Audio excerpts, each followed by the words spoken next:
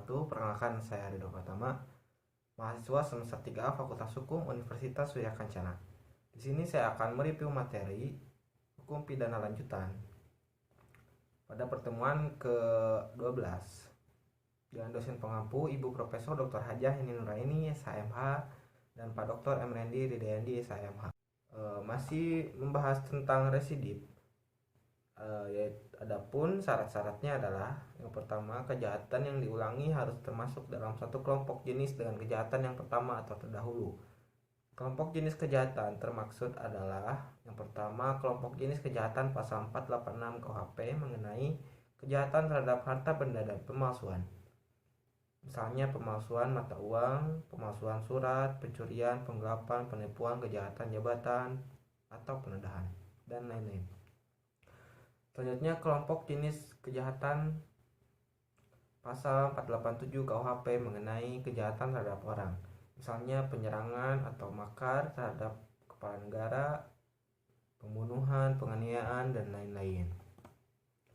Selanjutnya, kelompok jenis kejahatan dalam pasal 488 KUHP mengenai kejahatan penghinaan dan berhubungan dengan penerbitan atau percetakan, misalnya penghinaan terhadap presiden atau wakil, penghinaan terhadap kepala negara sahabat, penghinaan terhadap penguasa dan atau badan umum, penghinaan terhadap orang, kejahatan penerbitan dan percetakan.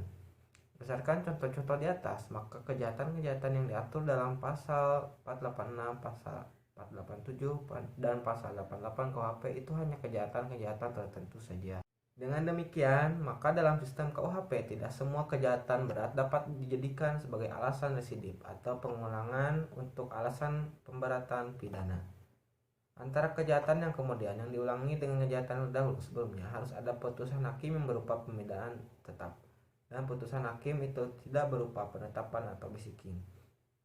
Ketiga, pemidanaan yang dijatuhkan oleh hakim terdahulu haruslah berupa pidana penjara. Keempat, ketika melakukan pengulangan tindak pidana, tenggang waktunya belum lewat 5 tahun, yaitu dihitung sejak menjalani untuk seluruhnya atau sebagian dari pidana penjara yang dijatuhkan terdahulu, dan sejak pidana penjara tersebut sama sekali telah dihapuskan. Kedua, belum lewat tenggang waktu daluarsa kewenangan menjalankan pidana penjara yang terdahulu. Syarat-syarat residip pelanggaran. Pertama, pelanggaran yang dilakukan harus sama atau sejenis dengan pelanggaran terdahulu.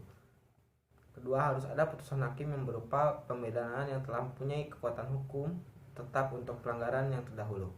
Tiga, tenggang waktu penanggulangannya belum lewat 1 atau 2 tahun sejak adanya putusan pemidanaan yang telah mempunyai kekuatan hukum yang tetap.